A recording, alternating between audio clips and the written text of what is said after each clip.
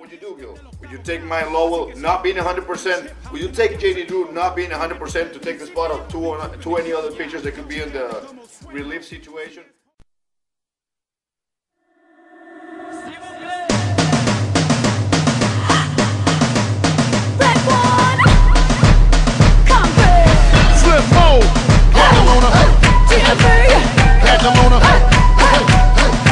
Boston.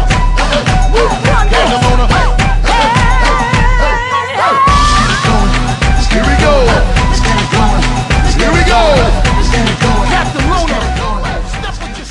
This is the Deporte segment here on Boston Latino TV. I'm Gil Matos. And I'm Cesar Rosa. And we're back wearing the same clothes, but we're going on vacation, so we got to bang out a few of these now. So we got to do this now. He's going to Venezuela, I'm going to London, Dubai, so world travelers, you know. But anyways, today we're going to talk about the Boston Red Sox. And the Boston Red Sox, for the 5th time in 6 years, clinched a spot in the postseason, baseball's postseason, and they'll be competing for the 2008 World Series. Now we're going to talk a little bit about that, and also, are they a dynasty yet, or will they be a dynasty if they win the World Series this year? But let's start off with the team heading into the playoffs right now. What do you think about them? How well do you think they're positioned to make a run for a 2nd straight World title? Guess what? Before I start, and the Yankees are not independent. Okay, so we continue.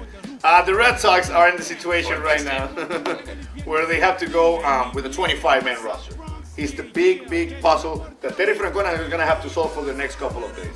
Why? Because he had Mike Lowell injury, because he had JD Drew injury, because he needs to get in on his mind the big plan about how many pitchers he's going to bring for this short series. He has an advantage of taking this new rule about, well, not so new, but the rule about if a player gets injured during this part of the postseason, they can be exchanged. However, what would you do, Gil? Would you take Mike Lowell not being 100%? Would you take JD Drew not being 100% to take the spot of two any other pitchers that could be in the relief situation?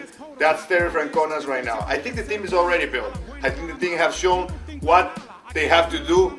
I think we have beat the Los Angeles, Anaheim, Los Angeles, and it's a teamwork that is going to have to, the chemistry is going to have to function again in this postseason. Well, I mean, Drew and Lowell certainly do present interesting problems here for Terry Francona. I mean, Mike Lowell with the hip problem, he has a torn labrum in his hip. That's not going to get any better with rest or anything. He needs surgery on that. He said he can put it off till the offseason. He wants to keep playing like that. It presents a problem when he's running. If he's on first base, he has to run to third base on a double, he's going to be a lot slower than normal. It also presents a problem, particularly if Anaheim's a first-round opponent, which it looks like they will be, a team that likes to bunt the ball, a team with a lot of speed. They bunt the ball down third base, Mike Lowell has to go make that play and bend over and you know, plant his foot. It's going to be a problem with him. So, you know, that's one of the big questions. JD Drew, herniated disc in his back. It's painful even saying herniated disc in your back, because those things are very painful, particularly when you're a major league player and you got to use all that torque to hit the ball. So JD Drew is an interesting thing. So the other question Francona has is the number of pitchers they bring on board. You know, do you bring Tim Wakefield as part of the rotation or Paul Bird? You know, Wakefield, you put him in the relief spot, you lose Veritek because you got to bring Cash in to catch him. So there's a lot of different things that Terry Francona has to think about heading into the playoffs. Now, once they're in the playoffs, I think this team is as well positioned as any team to make a run. They got Josh Beckett and John Lester at the top of the rotation. Daisuke Matsuzaka, say what you want. He's 18-2 with a 2-something ERA. So say what you want. He dances, he gets himself in trouble, you know, always on that fine line.